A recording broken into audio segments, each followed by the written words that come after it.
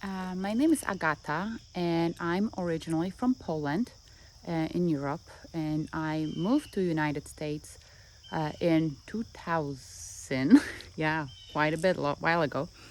Uh, at that time, I moved here because of my parents. My mom won a green card on a green card lottery, and my parents moved here a few years before I did. I had to stay there waiting for all the paperwork.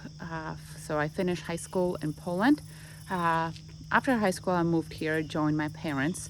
My parents lived and settled in Columbus, Ohio, because of my dad's high school friend lived here, and he helped him out to get a jump start once they moved to the United States from Poland.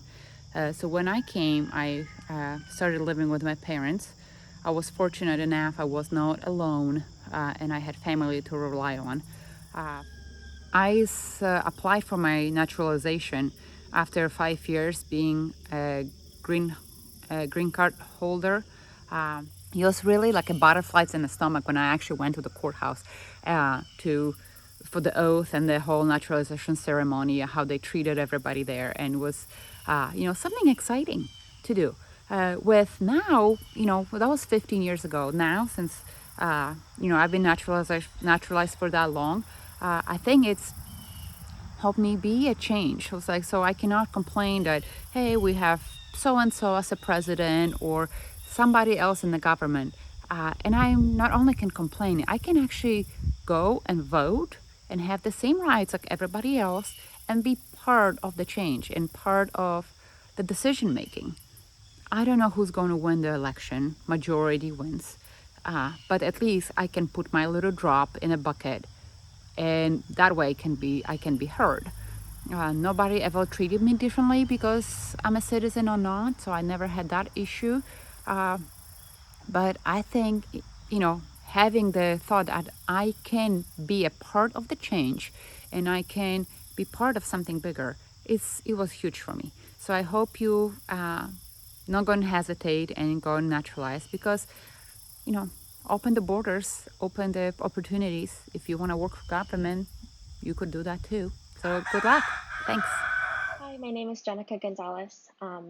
I was born and raised in Marikina, Philippines, and I have lived in Cleveland for 14 years now. I I feel like I can't really talk about my naturalization journey without um, e- explaining the journey that my mom had to take or took back in 98. I was only 7 years old. I'm the youngest of four. My mom left us to work in America. As a single mother, she had big dreams for our family, and um, I think as a single mother, she felt a sense of responsibility. And in the Philippines, she was working really hard, working multiple jobs, and trying to make ends meet. But she knew that she had to sacrifice a lot of things to give us the future that she dreamed of, and that American dream was that future for her. And so at a very young age, the American dream was instilled in us, in our family, and a lot of years apart were spent. My mom uh, was working 4 jobs just to save enough money for lawyer fees and to make sure that we were reunited quicker than later. It took 8 years for me to be able to reunite with my mom, and that was in 2006. And flash forward now, my whole family is here with us. For the rest of my family, it took a little longer since I am the youngest of four. We were all reunited almost a year and a half ago, and I think that journey, or during my naturalization moment, it was it was a lot of emotions, but I think the one that stuck out the most was um, a validation not only for myself but for my mother, who has sacrificed her whole life to give us the American dream. And during during the naturalization ceremony, as you look around, you could tell that there was a lot of those types of stories of pain, loss, sacrifice, um, and America was their hope. And hope was what we held on to after all those years, and we continue to hold on to as we continue to live the dream that a lot of people worked really hard for. Thank you. Hello, my name is Franco Foti, and on December 9th, 1969, at 7 a.m., our ship, the Cristoforo Colombo, after a 12-day crossing from Messina, Italy, went by the Statue of Liberty. And shortly thereafter, we were in New York's harbor, and there began an adventure that is less than nearly 51 years. We came to the United States because my father had two brothers here already, and the decision was made to unite the family. We have, because of that move, become a very, very close family, as many Italian families are. And in 1980, I made the decision to become a naturalized citizen. A decision I took very, very seriously, for which I studied, passed the test, obviously, took the oath, and I remember during that oath having to renounce my association with any other principality, country, nation, whatever the word would be. And I remember doing that consciously, realizing that I was making a choice to be in a country where I would dedicate myself to be the best kind of citizen I could be.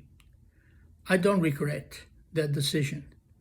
I'm blessed enough as a minister to go back to Italy very often every year, usually twice a year, because I do a lot of ministry there. But I have come to appreciate what this country stands for. I have come to appreciate who the American people are. I've come to appreciate what we can do in the world, and it pains me greatly to see so much chaos going on today. I am an American because I chose to be. What this country means to me is probably more than what it may mean to someone that is born here and has always taken what we have here for granted. Liberty must not be taken for granted. America truly is, and can be even more so, a shining light on a hill. I pray that everyone who may see this would understand what a privilege we have to be American citizens, what a blessing it is to be able to call this our country, and that we would take a moment daily, if we can, to pray for this country, to pray for the leadership of this country, and to ask for God's grace upon a place that can be truly the best nation in the world. God bless you, and God bless the United States of America. Bye. Hi, my name is Patch Wetzel, and I wanted to share with you my naturalization story. A little bit of background about me. I was born in Asia and then lived in Europe, and had adoptive parents in Europe who sent me here to the U.S. as a late teen teenager, So I didn't know what I was going to do when I grew up, and so there was really no conscious decision to come to the U.S. Fast forward, I enrolled for continuing education at Ohio State University, where I met my husband. And that's kind of actually funny because that backfired on my adoptive parents' decision for me to have to broaden my horizons. They did not send me away to get married. But I came to the US in 1988, graduated from Ohio State in 91. So I met my husband about 1989. And at this point, hubby and I got married in 1992. I had my firstborn in 1995, and then my secondborn in 1997. So by the time we started talking about future plans of where we're going to plant our seeds and where we're going to flourish and grow our little family, we made the decision that I might as well become a naturalized citizen, that I would, I'd been an immigrant for so long, why not make it official? So here we are in spring of 1998. I'm holding my baby to my chest, and it's at my naturalization ceremony. Um, Baby gets hungry, gets fuzzy. I start taking care of my baby, and it's time to take the oath. Um, the lady said, don't get up, just do your thing and take care of your baby. But it felt so wrong to be sitting while swearing an oath. So I got up, and at this point there is still no, I've lived in the US. I didn't think anything about becoming an American, had no real dreams of being an American. But there's something that happens at the oath taking, that when you start swearing allegiance to the United States and you take an oath to defend the United States against all enemies, foreign and domestic. And I don't know if it was because I was lactating, I was holding my baby, maybe I'm hormonal. I just start really recognizing what it means to be an American. And so, to those of you that are here, let me just wish you a heartfelt welcome in your welcoming ceremony, and welcome to this great United States. Thank you. Namaskar. Hi. My name is Damer Sabba. I was born in Bhutan.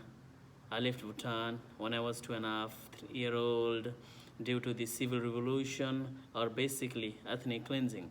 I became refugee in Nepal for 17 years. I came to US in 2008. I became a citizen of US in 2014. It was greatest moment, greatest feeling that I had ever had when I received that certificate or citizenship certificate from the judge. Oh boy, I was jumping up and down, bought a big flag and put it in front of my house. I was the happiest guy during that moment. Then once I become a US citizen, I got a job in Akron Police Department as a police officer back in 2017. Since then, I've been able to help in the community every single day. Young boys and girls from a different ethnic background, such as from Burmese, Korean, Congolese, Afghan, Bhutanese, Nepali. Those young boys and girls come up to me and ask me how to be an officer. I'm so grateful and really honored to mentor them, to empower them, those young kids from the community.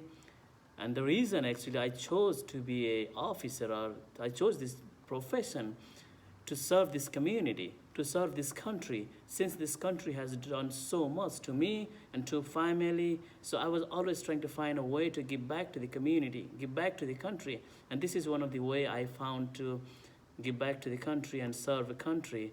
And I'm so proud to be an American. Bye.